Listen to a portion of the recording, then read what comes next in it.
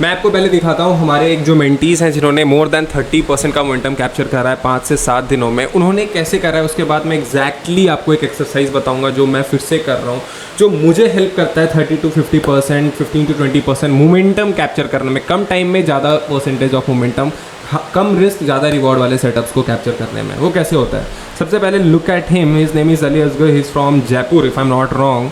तो हमने इनके साथ we started working with him 28/5/2025 and almost 1-2 महीने सभी चीज़ प्रोसेस फॉलो करने के बाद, असाइनमेंट्स भेजने के बाद, जो भी डाउट सेशंस हुआ, सभी चीज़ें कंप्लीट करने के बाद, अगर now if you will look at his result, तो recently he has shared right आ गया, he keep sharing his watch list, he keep sharing कौन से स्टॉक्स उनके वॉच लिस्ट में है, क्या ट्रेड कर रहे हैं, क्या जर्नल है, everything he keeps on sharing. तो recently he shared that I have traded Gallant Aspect share on 21st July. Buying price is 598 and it is up around 25-27% from my buying price. Half quantity I have exited for ADR and how do I manage the trade now?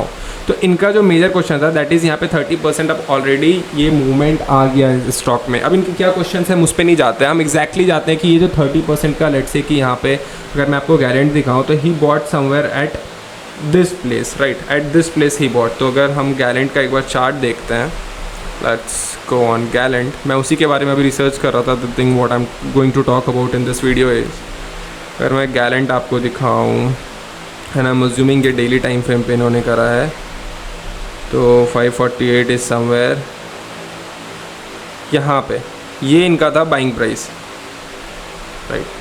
तो अब ये जो पूरी momentum 25 से 30% का momentum है, अगर हम यहाँ पे ब्रेकआउट के बाद एंटर करते हैं या फिर यहाँ पे एंटर करते हैं, तो ये ऑलरेडी एक मोमेंटम इसमें आ चुका है। एक सही टाइम पे कब चूज़ करें कि हम एंटर कर ले, सो दैट अगर वहाँ से मोमेंटम आता है तो हम पूरी मोमेंटम को कैप्चर कर सकते हैं। लेट्स से कि अगर आपने यहाँ पे बाय किया होता तो ये फिर से नीचे आता, लेट्स से आपने गलत जगह पे बाय किया होता तो ये नीचे आ जाता।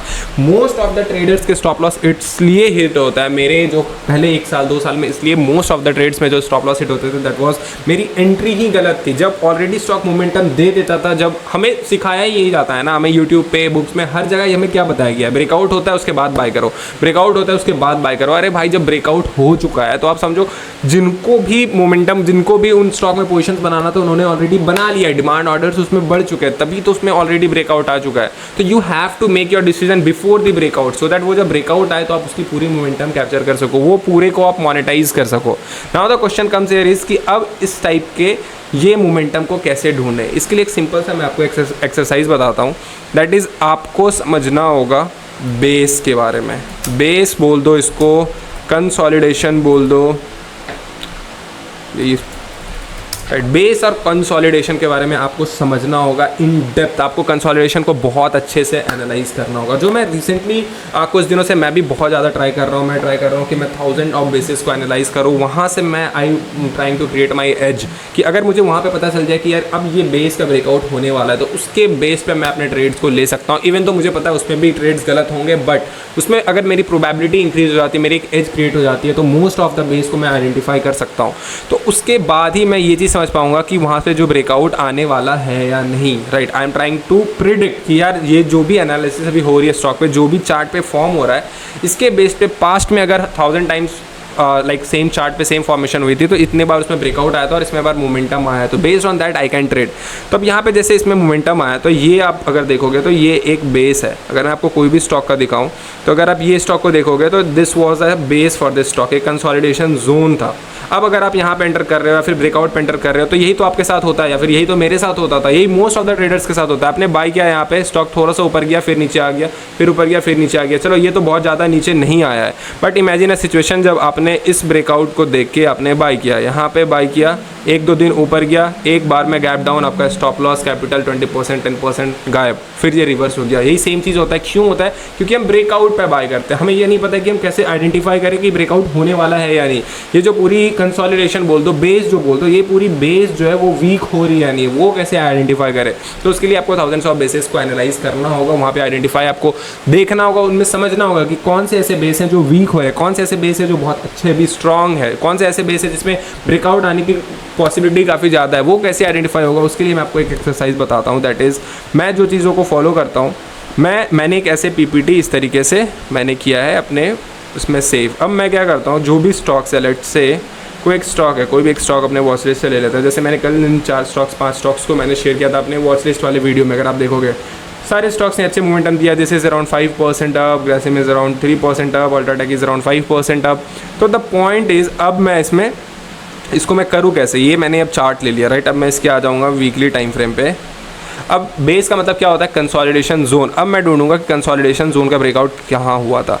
This was the base for this stock. ये ऊपर गया, नीचे आया, फिर ऊपर गया, नीचे आया, फिर ऊपर गया, नीचे आया, कंसोलिडेशन जोन था। ये इनका बेस का ब्रेकआउट हुआ, उसके बाद ये पूरी मोमेंटम आई है।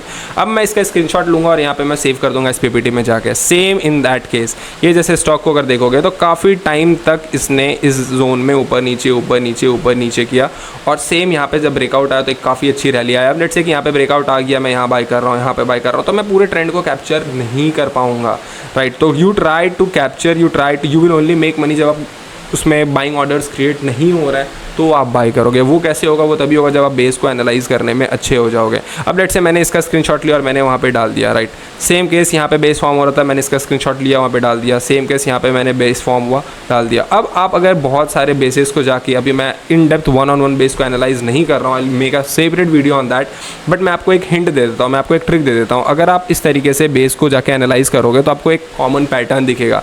जो भी अच्छे बेस होते हैं जिसमें ब्रेकआउट की चांसेस बहुत ज़्यादा होती है, द पैटर्न जो होता है वो होता है एक राउंडिंग पैटर्न, या फिर आप बोल सकते हो head and shoulder, right. Single head and single shoulder, right. ये काफ़ी एक कॉमन पैटर्न है जिसमें ब्रेकआउट होता है। अगर आप यहाँ पे भी देखोगे तो कितने अच्छे पैटर्न था, ये एक बनाया, ये पूरा एक बनाया, फिर ये बनाया, and it got breakout.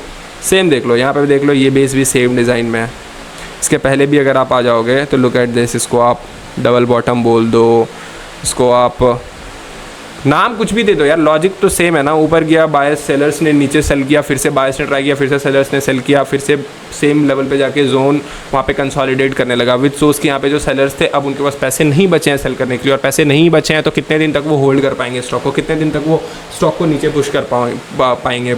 Stock कैसे नीचे जाएगा, जब तक सेलर्स जो है उसको सेल नहीं करते जाएगा तब तक वो नीचे नहीं जाएगा। और सेलर्स कब तक सेल करेंगे, जब उनके पास पैसे होंगे। और यहाँ पे जब पैसे नहीं है तो स्टॉक वहाँ पे साइडवेज है, वहाँ पे फाइट कर रहा है, और बायर्स अगर वहाँ पे स्ट्रांग है तो वहाँ पे वो ब्रेकआउट आ जाएगा।